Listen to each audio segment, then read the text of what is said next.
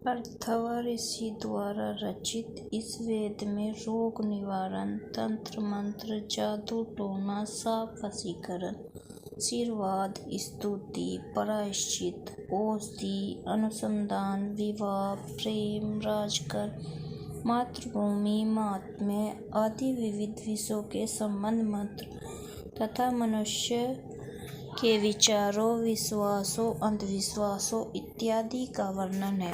अथर्ववेद में इन सभी का वर्णन है।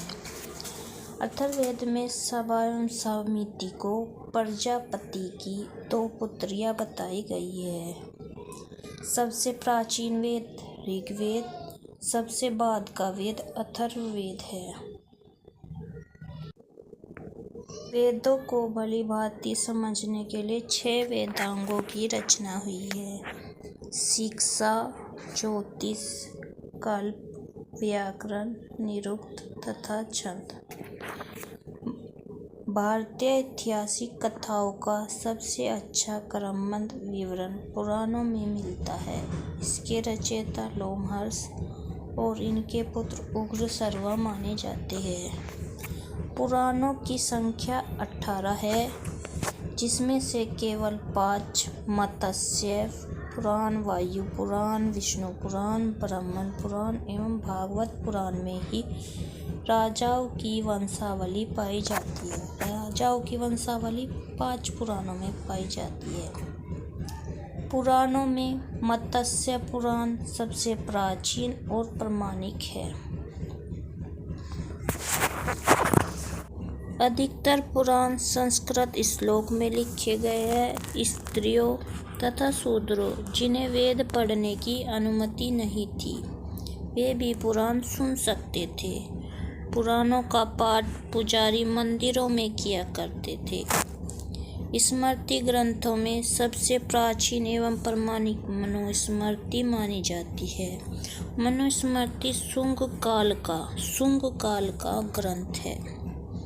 नारद स्मृति गुप्त युग के विषय में जानकारी प्रदान करती है। जातक में बुद्ध के पूर्वजन्म की कहानी है। हीनयान का प्रमुख ग्रंथ कथावस्तु है, जिसमें महात्मा बुद्ध का जीवन चरित्र अनेक कथानकों के साथ वर्णित है। जैन साहित्य को आगम कहा जाता है। जैन धर्म का प्रारंभिक इतिहास कल्पसूत्र से ज्ञात होता है। जैन ग्रंथ भगवती सूत्र, महावीर के जीवन कृत्यों तथा अन्य समकालिकों के साथ उनके संबंधों का विवरण मिलता है। यह 15 अधिकरणों एवं 180 प्रकरणों में विभाजित है। अर्थशास्त्र 180 प्रकरणों में विभाजित है। अर्थशास्त्र में मौर्यकालीन इतिहास की जानकारी प्राप्त होती है। संस्कृत साहित्य में ऐतिहासिक घटनाओं को क्रमबद्ध लिखने का सर्वप्रथम प्रयास कल्हण के द्वारा किया गया। कल्हण की पुस्तक का नाम है राजतरंगिणी। राजतरंगिणी का संबंध कश्मीर के इतिहास से है। अरबों की सिंध विजय का वृत्तांत चचनामा, लेखक अली अहमद है। चचनामा के लेखक कौन है? अली अहमद। इसमें चचनामा में अरबों की सिंध विजय का वृत्तांत सुरक्षित है।